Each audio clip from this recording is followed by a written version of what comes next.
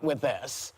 And I assume, Sonny, you have the first thing. Well, I just think for those of you who haven't read the transcript of the call, I think it's really important to point out that the President of the United States actually said to the President of the Ukraine, he says, I would like you to do us a favor. He says the word favor, though, because our country has been through a lot and Ukraine knows a lot about it. And then he goes on to say, as you saw yesterday, there was this whole nonsense that ended with a very poor performance by a man named Robert Mueller.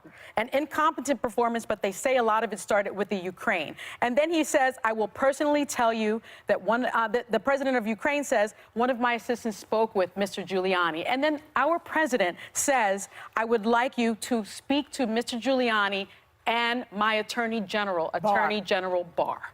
He actually says that he wants the Attorney General of the United States to call the president of the Ukraine and investigate Joe Biden and his son. Now, if that is not our president asking for help from a foreign entity for something of value to help him get elected in a campaign and a violation of campaign finance law, I don't know what is. It's clearly illegal. Can I just ask one question? Yes. So, okay. Yeah. We're all in agreement it's unethical and it's really bad and it's unprecedented. I think it's illegal.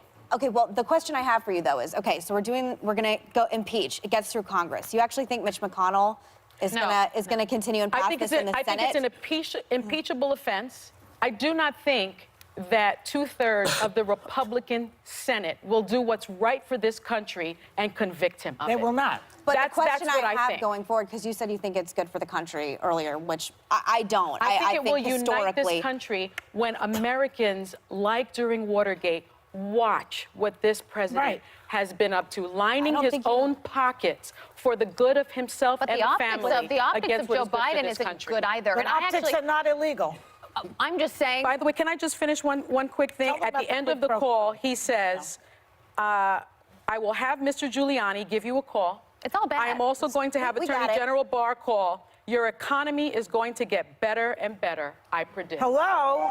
Hello? So, again, is it unconstitutional? Well, yes. I believe it is. And let me just... Saying so on the View doesn't make it true. But I say that with Is it a high crime and a misdemeanor? But then if it is unconstitutional, then why aren't we voting then now? Like, why isn't the Senate voting today? Because you have to go through the steps. There's a process. But we're still not even there. We're still in the probe. I just don't think we should get out all over our skis and promise the American public Trump is going to be hauled out in handcuffs. You said the Mueller which is always the report, impression we give everyone almost every day. That Trump is just going to get pulled out of the White House in handcuffs. Well, Abby's asking about the process. And this is the United States of America, so there has to be a process, right? So the Congress has to vote on what the impeachable offenses would be. There has to be a hearing on those. If they vote to impeach, then it goes to the Senate, and 2/3 of the Senate would have to vote to convict. And that's what they have to do in order to do the process. That's why they couldn't start it before, and that's why she was saying, let us go through the correct process. Because once you start this, you've got to get it right. It's what you said yesterday. You can't kind of sort of start to you have to have your ducks in order.